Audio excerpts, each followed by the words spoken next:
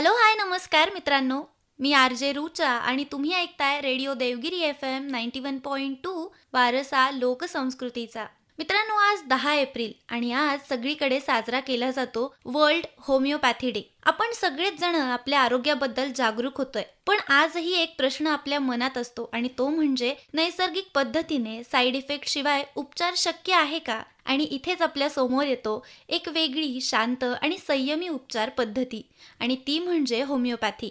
लहान गोड गोळ्या, पण परिणाम मात्र खोलवर जाणारा. फक्त आजारावर नाही तर संपूर्ण व्यक्तिमत्वावर लक्ष देणारी ही पद्धती शरीर, मन आणि आकृती यांचा समतोल साधण्यावर भर देते. आणि म्हणूनच म्हणतात, उपचार फक्त आजारावर नसतो तर तो माणसावर सुद्धा असतो. आणि म्हणूनच आज वर्ल्ड होमिओपॅथी डे निमित्ताने आज आपण जाणून घेणार आहोत या उपचार पद्धतीबद्दल अधिक सखोलपणे. या सुंदर आणि महत्त्वपूर्ण विषयावर आपल्याशी संवाद साधण्यासाठी आज आपल्या रेडिओ देवगिरीच्या स्टुडिओमध्ये आपल्या सोबत आहेत डॉक्टर प्रज्ञा तल्हार मॅम. तर मॅम, सगळ्यात आधी तुमचं आपल्या या कार्यक्रमात खूप खूप स्वागत. धन्यवाद. मॅम, मला तुमच्याकडनं जाणून घ्यायला आवडेल की होमिओपॅथी म्हणजे नेमकं काय? बघ, होमिओपॅथी ही एक इतकी छान वैद्यकीय उपचार पद्धती आहे जी शरीराच्या नैसर्गिक रोग प्रतिकार शक्तीला, म्हणजेच आपली जी इम्युनिटी असते ना, त्याला उत्तेजित करते आणि आजार बरा करण्यासाठी प्रयत्न करते.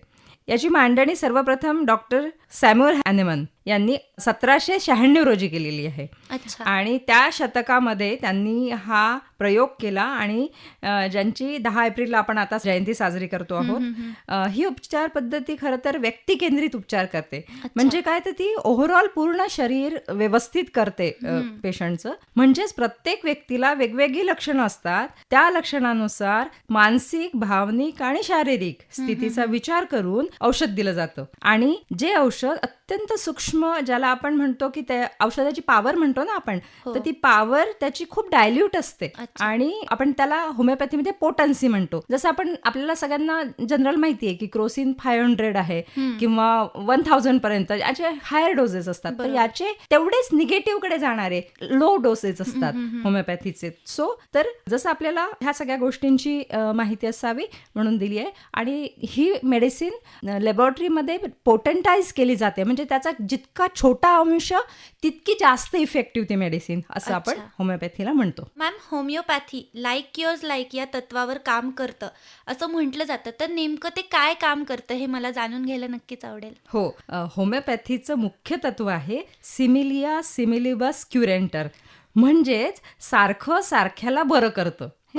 तर सोप्या भाषेत सांगते तुला. आता कांदा आहे, तो आपण चिरतो, त्यावेळेला नाकातनं कधी डोळ्यातनं पाणी येतं आणि अगदी आपल्याला असं वाटतं जसं सर्दी झालेली आहे, शिंकही येतात कधी कधी. मग आता हीच लक्षणं जेव्हा कांद्यापासून बनवलेलं मेडिसिन आपण तयार करतो. कांद्यापासून मेडिसिन कसं करतात, त्याचा कांद्याचा रस लिक्विडमध्ये, म्हणजे हे मेडिसिन अल्कोहोलमध्ये तयार केलं जातं.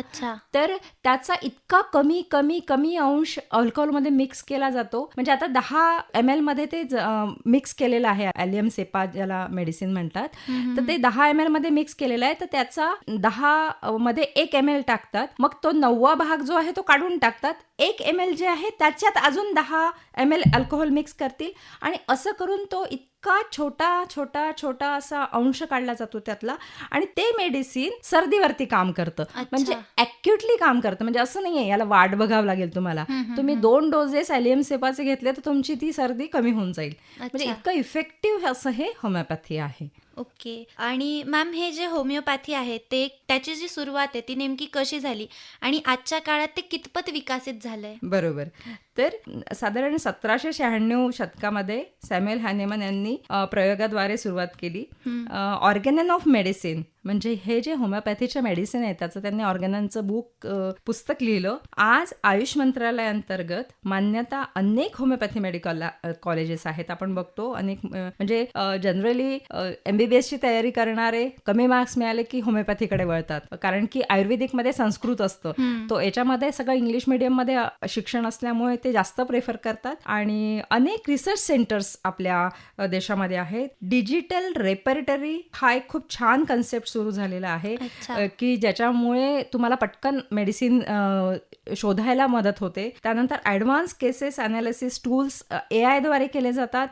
ते पण एक खूप छान माध्यमातून आता लोक त्याला शोधण्यासाठी म्हणजे मेडिसिन शोधण्यासाठी उपयोग करतात. आज जगभरामध्ये अनेक देशांमध्ये होमिओपॅथी वापरली जाते. तो याचा इतिहास जरी खूप जुना असला तरी पण त्याचे नेक्स्ट जनरेशनला खूप छान फायदे आपल्याला बघायला मिळतील, कारण याचे साईड इफेक्ट्स नाही आहे. ही सगळ्यात महत्त्वाची गोष्ट आहे.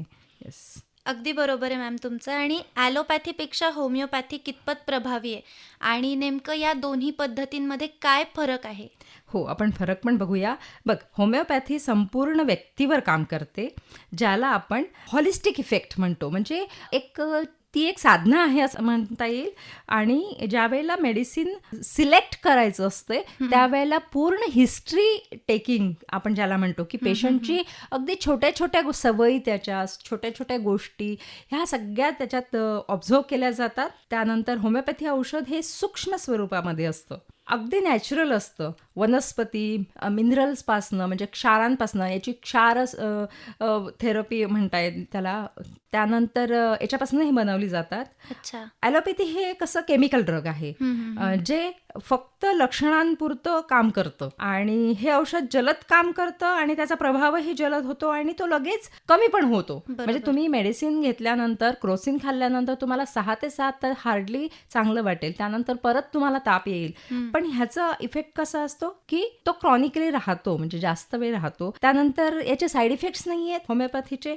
तर आपण ॲलोपॅथीचे बघतो साईड इफेक्ट्स आहेत. म्हणजे तुम्हाला अँटीबायोटिक घेतल्यानंतर तुम्हाला अँटासिड घ्यावंच लागतं. सो हा एक फायदा आहे. होमिओपॅथी औषधांचा परिणाम हळूहळू दिसेल तुम्हाला, पण मात्र दीर्घकालीन असतो आणि साईड इफेक्ट नसतात. होमिओपॅथी जुने आजार जास्त वापरली जाते, जिथे की ॲलोपॅथी काम करू शकत नाही. म्हणजे बघ तू, सोरियासिस सारखे आजार आहेत किंवा कुठलेही स्किन इन्फेक्शन आहे, सायनोसायटिस आहे, असे जे क्रॉनिक आजार आहेत त्याच्यावरती होमिओपॅथी खूप छान काम करते. आपण असं नाही म्हणू शकत की ह्या दोन्ही विरोधी उपचार पद्धती आहे, ह्या पूरक अशा उपचार पद्धती आहे. म्हणजे काही ठिकाणी तुम्हाला ॲलोपॅथीचा घ्यावीच लागते, तर काही तुम्हाला सिलेक्ट करायला पाहिजे की तुम्हाला होमिओपॅथी कुठे उपचार पद्धती यूज करायची आहे. अगदी बरोबर आहे. मग मॅम, लोकांचा होमिओपॅथीकडे बघायचा जो अप्रोच आहे तो नेमका कसा आहे? बघ, आज समाजामध्ये होमिओपॅथीबद्दल मिश्र प्रतिक्रिया दिसतात. सकारात्मक पण आहेत आणि काही नकारात्मक. बरोबर. आपण आधी सकारात्मक बघूया. बघ, सेफ आहे, नॅचरल आहे आणि म्हणून त्याचा स्वीकार करणं गरजेचं पण आहे. बरोबर. त्यानंतर क्रॉनिक आजारांमध्ये पेशंटला खूप विश्वास आहे याच्यावरती की क्रॉनिक आजारामध्ये त्यांनी तो घ्यावं. आता शहरांमधून खूप अवेअरनेस वाढतो आहे आणि आपण बघतो की मोठे मोठे डॉक्टर मोठे मोठे फीस घेऊन होमिओपॅथी देतात आणि पेशंट त्याला रिझल्ट मिळतात म्हणून ऍक्सेप्ट पण केलेलं आहे शहरामध्ये. आता नकारात्मक बघूया की परिणाम थोडे स्लो वाटतात पेशंटला, की नाही मला आता अगदी बरं नाही वाटत आहे तर मला पेन किलर घेतलीच पाहिजे. सो त्यावेळेला पेशंट काय म्हणतो की नाही मला कॉमिफ्लॅम खायची. सो पण मात्र असे पण काही लोक आहेत नकारात्मक मध्ये की सायंटिफिक प्रूफ मागतात, की त्यांना शंका वाटते की नाही हे काय बरंच करू शकणार नाही. बरोबर. सो असे पण लोक आहेत. पण सध्याची स्थिती मी असं म्हणेन की शहरामध्ये खूप अवेअरनेस वाढतो आहे आणि होमिओपॅथी कॉलेजेस पण भरपूर आहे आपल्याकडे आणि ते डॉक्टर्स जे आहेत ते चांगली प्रॅक्टिस करत आहेत आपल्या शहरामध्ये. ओके. तर मॅम, आपण होमिओपॅथीमध्ये कोणत्या कोणत्या प्रकारच्या आजारांना ट्रीट करू शकतो? आता उदाहरण द्यायचं झालं तर काही लोकांना ॲलर्जी असते किंवा मग एखादा स्किन प्रॉब्लेम असतो आणि आपण आजकाल बघतोय की स्क्रीनमुळे, मोबाईलमुळे मायग्रेनचा त्रास सुद्धा खूप वाढला आहे, तर आपण त्यालाही ट्रीट करू शकतो का? शुअर. होमिओपॅथीमध्ये अनेक असे आजार आहेत की त्याच्यामध्ये 100% रिझल्ट आहेत. जसं स्किन डिसिजेस आहेत, कुठलीही ॲलर्जी असू दे. आता बघ, ॲलोपॅथीमध्ये ॲलर्जी म्हटलं की तुम्हाला ॲलर्जी टेस्ट करावी लागते. मग ती काय एका गोष्टीची नाही करावी, अनेक गोष्टींची ॲलर्जी टेस्ट, म्हणजे ते डिसाईड करणं फार कठीण आहे. ॲलर्जी टेस्ट तू कधी बघितलं असेल ॲलर्जी टेस्ट तर त्याच्याबद्दल तुला माहितीच असेल. सो तर अशा वेळेला तुम्हाला याची गरज नाही की तुम्हाला ॲलर्जी कसली आहे. तुम्हाला जे सिम्पटम्स येत आहेत त्याच्यावरनं आपण सिम्पटमॅटिक ट्रीटमेंट दिली तर ॲलर्जी 100% कमी होते. त्यानंतर सायनोसायटिस सारखा आजार आहे, म्हणजे पॉलिप्स असतात नाकामध्ये किंवा हाड वाकडं असतं आणि सतत सर्दी होते त्या पेशंटला. तर अशा पेशंट्समध्ये होमिओपॅथी खूप छान रिझल्ट देते आणि 100% मध्ये रिझल्ट मिळतात. त्यानंतर माइल्ड अस्थमा आपण म्हणता येईल, खूप हायर साईडला नाही म्हणणार मी, पण माइल्ड अस्थमा ज्यांना असतो की सतत त्यांना चेंज वेदर झालं की अस्थमाचा त्रास होतो किंवा धुळीमध्ये गेल्यानंतर त्रास होतो, तर अशा पेशंटसाठी अस्थमा कंट्रोल ठेवण्यासाठी खूप छान होमिओपॅथी काम करते. त्यानंतर एक्झिमा आहे, सोरियासिस आहे, ह्या स्किन इरप्शन्समध्ये खूप छान होमिओपॅथी काम करते. तू जसं म्हटलंस की मायग्रेन, तर मायग्रेन आजकाल स्क्रीन टाइम खूप वाढलेला आहे. स्टुडंट्स खूप अभ्यास करतात, म्हणजे त्यांना गरजच आहे अभ्यास करायची आणि त्याच्यामध्ये मायग्रेनचा पण त्रास होतो. तर मायग्रेनमध्ये खूप छान अल्टिमेट रिझल्ट्स आहेत होमिओपॅथीचे. फक्त तुमचं डॉक्टरांनी व्यवस्थित हिस्ट्री घ्यायला हवी, त्यांचे सिम्पटम्स मॅच केले पाहिजे आणि मग मायग्रेनचा त्रास त्यांचा कमी होईल. त्यानंतर अनेक डायजेस्टिव्ह डिसऑर्डर्स आहेत की जसं फ्लॅच्युलन्स आहे, सारख्या ढेकऱ्या येणं, कारण की बसून जास्त असतात आजकाल जॉबच्या निमित्ताने, तर ते अन्न पचनच होत नाही. फ्लॅच्युलन्स, ॲसिडिटी, हे जे डिसऑर्डर्स आहे याच्यासाठी होमिओपॅथी खूप बेस्ट काम करते. आणि सगळ्यात महत्त्वाचं म्हणजे मेंटल सिम्पटम्स जे आहेत, म्हणजे अँझायटी आहे, त्यानंतर स्ट्रेस आहे, सतत चिडचिड करणं, म्हणजे असे पर्टिक्युलर जे सिम्पटम्स आहेत की जे पेशंटला दिसत आहेत की त्याला राग येतो लगेच, खूप चिडतो तो, जोरात ओरडतो, आणि अशा पेशंटसाठी खूप छान काम करते होमिओपॅथी आणि याचे पण खूप सुंदर रिझल्ट आपल्याला बघायला मिळतात. विशेषतः ही पद्धती जी आहे ना, ही सिम्पटम कमी करते आणि त्या मुळापासून पण काम करते. म्हणजे रूट कॉज तुम्ही व्यवस्थित शोधलं ना त्या कुठल्याही आजाराचं, तर तुम्हाला रिझल्ट खूप छान मिळतील त्याच्यामध्ये. मग मॅम, आपण हेच उपचार पद्धती दीर्घकालीन, ज्याला आपण क्रोनिक आजार म्हणतो, त्याच्यामध्ये सुद्धा बघू शकतो का? बिलकुल. क्रॉनिक आजारांमध्ये तर खूप छान इफेक्ट करतो होमिओपॅथी, विशेष प्रभावी ठरतं. जसं आर्थरायटिस आहे बघ, म्हणजे आजकाल तर आर्थरायटिस सगळ्यांनाच माहिती आहे, गुडघेदुखी आहे आणि फ्रोझन शोल्डर आहे, एल्बो, टेनिस एल्बो आहे, असे आर्थरायटिसचे जे आहेत, किंवा गाऊटचा प्रकार आहे, युरिक ॲसिड वाढतं आजकाल कारण की एक्झर्शन कमी आहे, तर अशा केसेसमध्ये होमिओपॅथी खूप छान इफेक्ट देतं. त्यानंतर थायरॉइड इम्बॅलन्समध्ये, थायरॉइडसाठी ॲलोपॅथीमध्ये ती मॉर्निंग एक टॅबलेट घ्यावीच लागते सगळ्यांना, तर ती सुरू करण्याआधी नक्की तुम्ही होमिओपॅथीचा उपयोग करून बघा. त्यानंतर ॲलर्जीज आहेत की जसं मी मगाशी म्हटलं, ॲलर्जीज कुठल्या आहेत ती डिसाईड केल्यापेक्षा आपण होमिओपॅथी घेतलं तर ते फार इफेक्टिव्ह राहतं. साधारण वेळ याला 3 ते 6 महिन्यापर्यंत राहील की थोडा लॉंग टर्म तुम्हाला मेडिसिन घ्यावं लागेल, पण मात्र मुळापासून ती मेडिसिन इफेक्ट करतं. त्याशिवाय याची हिलिंग प्रोसेस जी आहे ती एकदम नैसर्गिक आहे. ती रूट कॉजवर ऍक्ट करते आणि मात्र सिम्पटम सप्रेस करत नाही, तर ती मुळापासून बाहेर काढते शरीराच्या. तर हा एक महत्वाचा आहे आणि रिलॅप्स होण्याची शक्यता ही फार कमी असते होमिओपॅथी औषध पूर्ण घेतल्यानंतर. पण तुम्ही अर्धवट सोडलं तर, कारण पेशन्स खूप महत्वाचा आहे कुठली याच्यामध्ये. दीर्घकालीन जे ट्रीटमेंट्स आहेत त्याच्यामध्ये तुम्ही पेशन्स ठेवून व्यवस्थित औषध घेतलं तर रिझल्ट 100% तुम्हाला मिळालं. अगदी बरोबर. मॅम, तुम्ही आता जसं म्हणालात की होमिओपॅथीमध्ये पेशन्स खूप महत्वाचा आहे, तर आपण बघतो की लोकांना आजकाल खूप इन्स्टंट रिझल्ट हवे असतात, तर म्हणून ते ॲलोपॅथीकडे जातील किंवा अजून काहीतरी वेगळं ट्राय करतील. तर हा जो पेशन्स आहे, हा याच्यामध्ये किती महत्वाचा ठरतो? बघ, होमिओपॅथी साधारणतः ही ग्रॅज्युअल उपचार पद्धती आहे, म्हणजे हळूहळू तुमचा क्रॉनिक डिसीज असेल तर ती हळूहळू इफेक्ट करेल. शरीराला स्वतःला बरं होण्यासाठी जो वेळ लागतो, म्हणजे जितका वेळ तुम्हाला तो आजार तुमच्याकडे आहे, तुमच्या सोबत आहे, तितका तो काढायला पण वेळ लागणारच आहे. तर तो पेशन्स खूप महत्वाचा आहे. सुरुवातीला लक्षणं थोडी जास्त वाढू शकतात काही काही पेशंट्समध्ये, कारण की आपण जसं मी तुला सांगितलं, सिमेलिया सिमेलिबस क्युरेंटर, म्हणजे आपण ते क्रिएट करतो औषधाने ते सिम्पटम्स, त्यामुळे थोडं ॲग्रॅव्हेशन वाटू शकतं. पण मात्र बॅलन्स, शरीराला ते बॅलन्स करता येतं आणि ते कमी करता येतं, म्हणजे ते सिम्पटम्स आपल्याला कमी करू शकतो आपण. तर पेशन्स फार महत्वाचं आहे निश्चित. आणि मॅम, होमिओपॅथीला सेफ उपचार पद्धती म्हटलं जातं, पण आपण जसं म्हणतो ना की नाण्याला 2 बाजू असतात, एक पॉझिटिव्ह असते, एक निगेटिव्ह पण असते, तर मग ह्याचे काही साईड इफेक्ट्स आहेत का? बिलकुल नाही. होमिओपॅथी सामान्यतः सुरक्षित मानली जाते, कारण की औषध अत्यंत डायल्यूट असतं आणि साईड इफेक्ट जवळपास निग्लिजिबल आहे, त्याच्यामध्ये नाहीच आहेत. तरी पण डॉक्टर ज्या वेळेला मेडिसिन देतात त्यावेळेला ॲग्रॅव्हेशन तर हे त्यांना आयडिया दिलेली असते तशी, की थोडंसं तुम्हाला वाढल्यासारखं वाटेल आणि ते लगेच कमी व्हायला मी परत दुसरा डोस देईन तर तो कमी होईल. आणि सेल्फ मेडिटेशन मात्र याच्यामध्ये टाळलं पाहिजे, कारण की मी जसं पहिल्यांदा सांगितलं की सिम्पटम्स पेशंटचे काय आहेत आणि त्याच्यावर कुठली मेडिसिन लागू पडते हे डॉक्टरच तुम्हाला सांगू शकते. त्यामुळे यामध्ये जे सेल्फ मेडिकेशन होतं ते चुकीचं होणार आहे. इनिशियली ॲग्रेवेशन मिळेल, पण मात्र रिझल्ट 100% आहे. अगदी बरोबर. मॅम, आता होमिओपॅथी सेफ तर आहे, पण मग हे लहान मुलं किंवा मग गर्भवती महिलांसाठी सुद्धा आपण सेफ म्हणू शकतो का? आणि त्यांच्यासाठी सुद्धा याचा उपयोग होईल का? हो. आता बघ, गर्भवती आणि मुलं हे डेलिकेट असतात थोडेसे. म्हणजे लहान मुलं तर अर्थात लहान मुलं खूप नाजूक असतात. तसंच महिला पण, गर्भवती महिला पण थोड्या डेलिकेट असतात. त्यांना व्यवस्थित हँडल केलं पाहिजे. त्यामुळे ह्या लोकांना औषध देताना योग्य मार्गदर्शन खूप आवश्यक आहे. लहान मुलांसाठी सुरक्षित अगदी जेंटल थेरपी आहे ही. कुठलेही साईड इफेक्ट नाही आहेत. ती खूप महत्वाची गोष्ट आहे. गर्भवती महिलांसाठी पण अगदी माइल्ड मेडिसिन्स असतात, त्यामुळे खूप उपयोगात ठरतात. लहान मुलांमध्ये बघ तू कॉलिक, विनाकारण रडणं, दात येतात त्यावेळेला चिडचिड, त्यानंतर लूज मोशन्स लागतात, दात येतात त्यावेळेला, कारण की माती खातात मुलं आणि दात सळसळ करतात आपण म्हणतो तसं. तर ह्यामध्ये खूप छान रिझल्ट आहे त्याचे. गर्भवती महिलांमध्ये म्हणशील तर ड्युरिंग प्रेग्नन्सी नॉशिया असतो, वॉमिटिंग असतं. मग अशा वेळेला काही सर्दी वगैरे झाली तर तुम्हाला अँटीबायोटिक देणं रिस्की असतं, त्यामुळे तुम्ही होमिओपॅथीकडे जाऊ शकता. मूड स्विंग्स खूप महत्वाचं असतं बघ तू. हार्मोनल इम्बॅलन्स असतो आणि मूड स्विंग्स असतात, तर त्याच्यासाठी पण होमिओपॅथी खूप छान काम करते. पण एकच की क्वालिफाईड डॉक्टर असला पाहिजे तुमचा, जो मेडिसिन देतोय तो, ते महत्वाचं आहे. अगदी बरोबर आहे. आणि मग मॅम, होमिओपॅथीमध्ये लाईफस्टाईल, ज्याला आपण आपलं डाएट म्हणतो, रुटीन म्हणतो किंवा मग स्ट्रेस मॅनेजमेंट म्हणतो, ते कितपत महत्वाचं आहे? लाईफस्टाईल तर ओव्हरऑल महत्वाची आहे.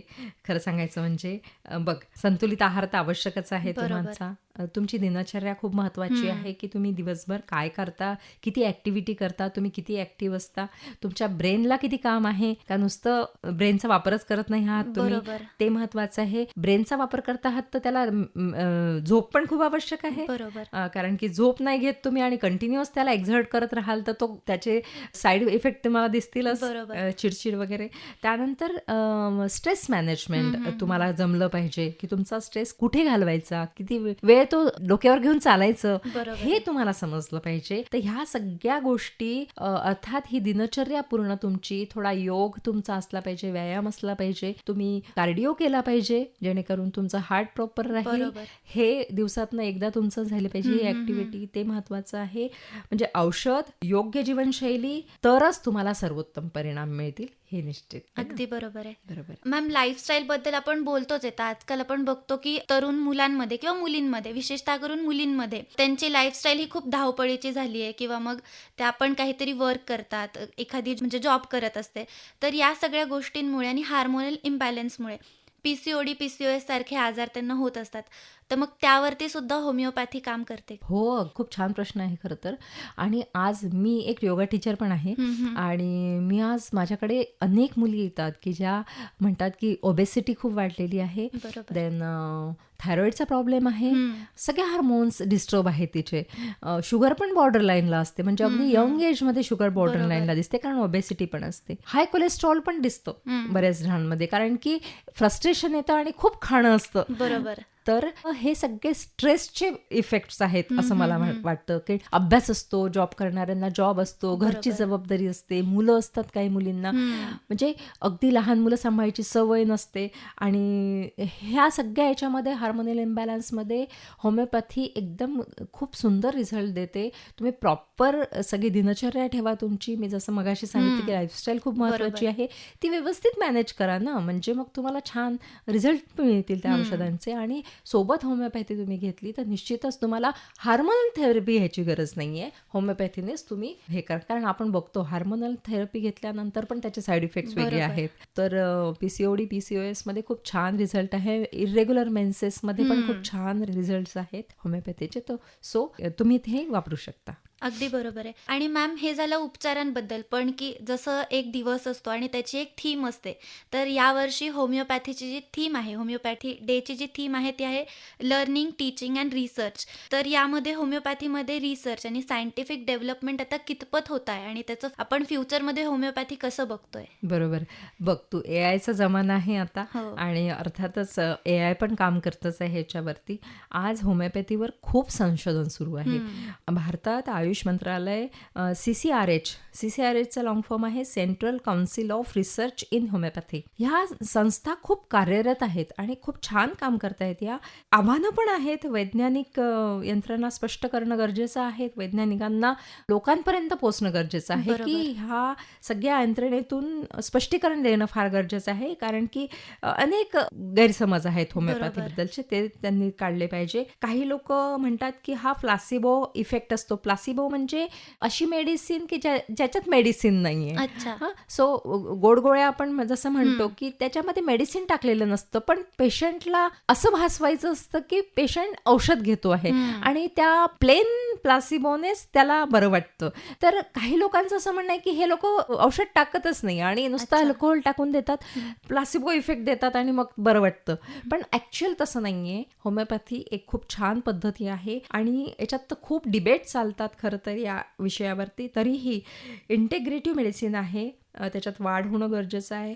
अत्याधुनिक तंत्रज्ञानाचा वापर पण करावा. लर्निंग, टीचिंग आणि रिसर्च या थीमवर हे क्षेत्र अजून जास्त विस्तारत आहे असं मी म्हणेन.